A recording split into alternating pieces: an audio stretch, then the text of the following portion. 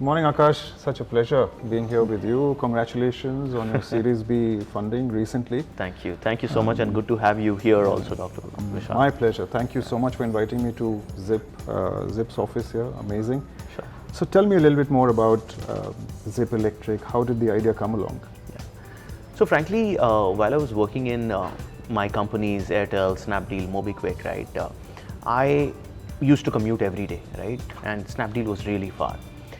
I used to commute by metro and then by car, and then it was a lot of traffic, right? And then while I was in the traffic, I was realizing there's so much pollution. And I started talking about it on lunch table, dinner conversations. But then it led to that who can act on this pollution? And while this was going in my head, obviously I had a childhood dream to build a company. So I was always on a lookout of ideas. I was seeing that globally, there's a shift on sustainability which is happening. Tesla was growing. There was something happening in China. And then it clicked me that if I can create a shared mobility kind of a product, which can make mobility accessible, sustainable, and connected, right? Then I think it's a game changer, right? That's like a dream come true.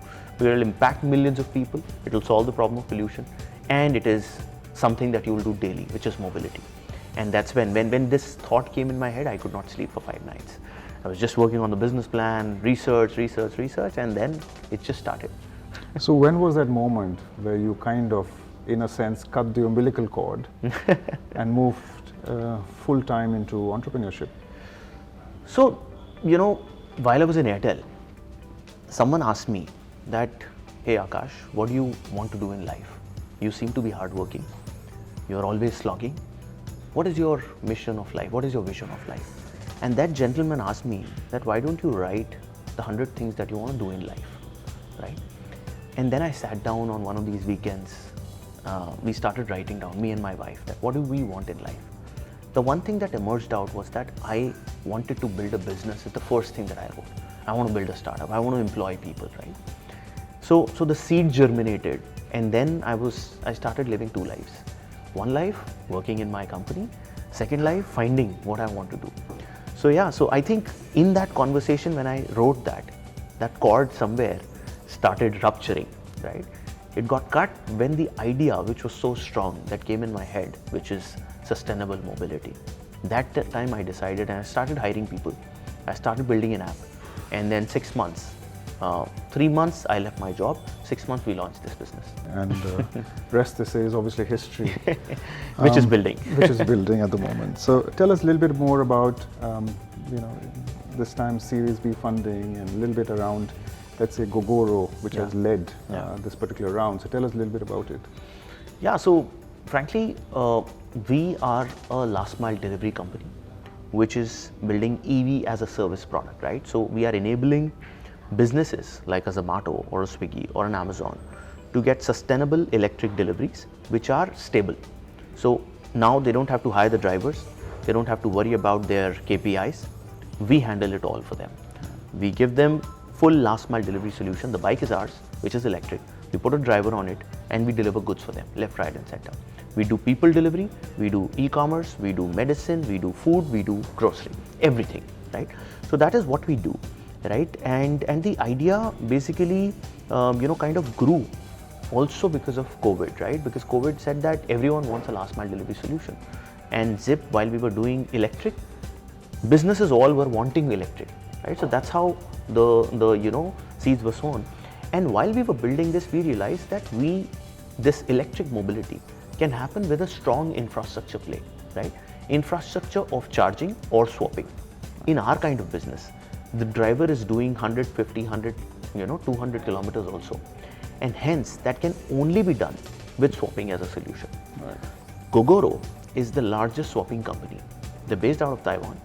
Taiwan, about 25-30% of all commutes are electric, and 99% of them are done by Gogoro, right? So they are superlative on tech. Obviously, for expansion, business would need funds, right? And when we started thinking about that last year, Gogoro came forward and said that we realized that India, logistics is the game which electric will go on to. That's our thesis also. So they were looking at the largest EV company, which is doing deliveries.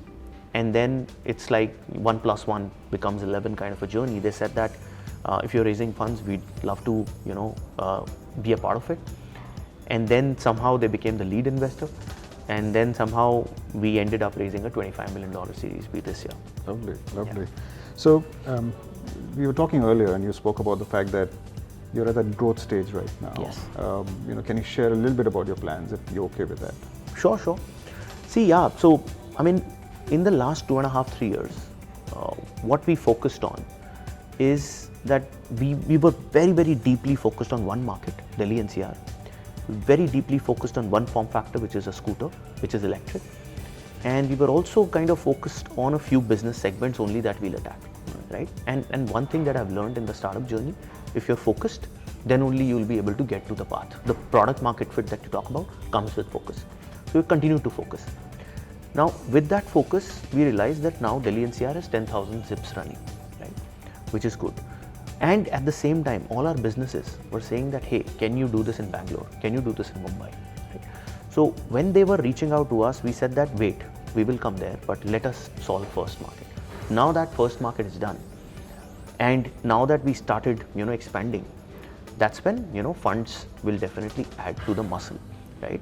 So yeah, so essentially these funds help us get the firepower. The firepower is that today we are at roughly 10-12,000 EVs that we've deployed. The country definitely needs 15 lakh electric vehicles to shift all logistics to go electric. Our plan, which is for the short term, is to go from this 10-12,000 to 100,000 as soon as possible. Possibly in the next 18 months is the roadmap. So that's the expansion. Grow from the current 6 cities that we are, Delhi NCR and Bangalore essentially, to go into the top 15 cities of the country and continue to solve the problem that we are solving with more depth. Great, lovely. Yeah. So tell us about your Shark Tank experience. I think you were in Shark Tank India. Yeah. Tell us more about it. Sure, yeah. So Shark Tank season 1, we went there in November 21, right? And it was, me and Rashi, when we started, we watched a lot of Shark Tank, literally, the US Shark Tank which was there. And when Shark Tank was launching in India, it was like, हमने बहुत देखा है, now why not? Let's experience that. And they reached out to us that, hey, would you want to be part of it? So there was a shortlisting process. I went through it and they kept selecting us. Now, frankly, the first shortlisting happened in August when we got selected that, yes, we will have to do the pitch. The shoot happened in November. Right. Now, during that time, our Series A got closed, right? Which was a high valuation, roughly about 220 crores at that time. So when we went to the tank, we told them that there's no negotiation. This is a 2 crore at 220 crores. And season 1, they were not investing that much. So we knew that fundraising to nahi hoga, but we said that exposure hai, itna Shark Tank dekha hai. Why not let's experience it? Lovely, lovely, very nice. So you're 2008 alumni from IMT Ghaziabad. Yeah. And you were very active in the the PlaceCom. Yes. As well. Tell us about those 2 years. So frankly, yes, the most interesting memory that I have of my alma mater IMT is my PlaceCom experience, right? So 2 years, and I think when I went in there, the first 10 days was all, what happens in IMT, the seniors, getting to know people. So I enjoyed so much in the junior placement committee. Then senior placement committee, I also applied and thankfully got selected. Right. So it was good experience, and obviously had a few friends, did good fun in Passion and all those events. Yeah. Right. Very nice. So I think whenever I talk to the alumni, they always have certain favorite aspects. Yeah. Of course, apart from the amphitheater, there's a lot of other aspects which people very fondly remember. Yes. Apart from that, you got placed at Dell, if I'm not wrong. Yes. Right. Dell Services. Dell Services. Yeah. And of course, you worked for a few years, and then you moved on in 2017, right, along with Rashid, and of course Tushar. Correct. To set up Zypp Electric. Yes. What's the future? Oh, future. I see huge opportunity, to be very frank, right? What we feel is that we are just scratching the surface. 10,000 is nothing. It's a drip in the ocean. Not just, so Delhi NCR and Bangalore. So India in itself is a huge opportunity. But I also see Zypp going global, because EV, frankly, across the world, barring China, is at a similar level. right? There's no country which has really done super well on EV. Everyone is learning. The batteries are new, the infrastructure is new, the bikes are new, the mobility is new. So we are in the world of future of mobility that we talk about, and we are amidst that. I feel that if we are able to revolutionize what is happening here in India, which we will, then we would love to expand it globally. So I see this becoming really global. We can continue to add form factors. Today we are on 2-wheelers and 3-wheelers. We might add a bunch of other form factors and solve mobility for masses. So you're saying that India possibly could shape the path globally as well? Absolutely, that's what I feel. Okay. Yeah, because we are a large country which is consuming and creating jobs. Right. Yeah. So tell me one more thing. At IMT Ghaziabad, a lot of our focus now is on entrepreneurship, innovation, incubation, trying to create that ecosystem. Yeah. What are the other things that we could do as a part of that? Are there other things that we could focus on as we go forward? Because that's one of our mandates, that to be able to contribute to not only this whole idea of job consumption, but also job production through the right kind of innovation. Is there any advice for us? Sure. I think my humble one would be obviously, right, that a lot more can be done with new age startups in terms of working with the academia to solve the real world problems. Right? Work closely with the founders of IMT. I'm sure there are a few now. Pharma is one, right? Zypp is another. There are a lot more, right? So let's work very closely with the founders of these companies. Create specific cohort of projects, right, which can be given to actually academia, right? And we actually have a lot of problems that we seek out from the students to solve. There are case studies. There are in-house trainings. We do incubation at our end, so a bunch of things can be done, to be very frank, and let's discuss more on this. Absolutely, I think I look forward to that. In fact, having had a chat, I'm obviously getting a lot more ideas about how we can create a stronger connect. Yeah. So Dr. Vishal, you're here at Zypp office. You're obviously director of my institute, and it's a pleasure for me to have you here, right? It's almost like a dream come true that the director of your institute coming in and having here. So great. Very kind. Very kind of you. Thank you. But I think I'd love to know that how do you feel, that the institute that you are building, and you're seeing some of your candidates now building companies, employing people. How do you see that evolve for IMT, and what is the feeling that you get in when something like this happens? No, absolutely. So I think obviously Indian business schools, management institutions, a large base of those students are obviously wanting to get into the corporate world, wanting to get into a role, a career, a job. But I think the way the macro conditions are going, the way the global systems progressing, the way we have globalization on one side and then of course localization on the other, I think it's giving us enough opportunity to be able to help in the innovation space. I think it's really important that business schools like us are actually pioneering in this direction. Wow.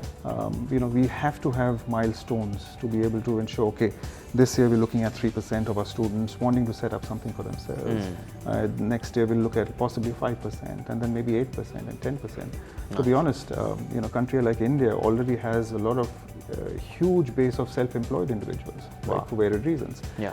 Now it's a question of whether we can give them the right tools, whether we can give them the right space, whether we can give them the right levels of ambition and aspiration, and of course support at the same time to be able to achieve their goals and dreams. Makes sense. So I think it's a lot to do with the technicality of what we do in the campus, but it's also about how we are able to create certain comfort levels in the mind to be able to take certain levels of risk. So IMT Ghaziabad is obviously focused and committed to that. Sure. Wow. So how many startups would we see coming out from IMT? It's a difficult one to put a number to, but I think if I'm looking at what some of the students are doing, you've had students last year as well who've had their own startups, who are working well in this space, who have that urge and that trigger. Nice. So I think without putting any number to it right now, I very confidently believe it will keep on increasing. Wonderful. As we go forward. Great, and that's what India needs. Absolutely. Thank you. Thank you so much. Thank you very much. Thank you so much. Good to see you. Yeah, thank you. Pleasure.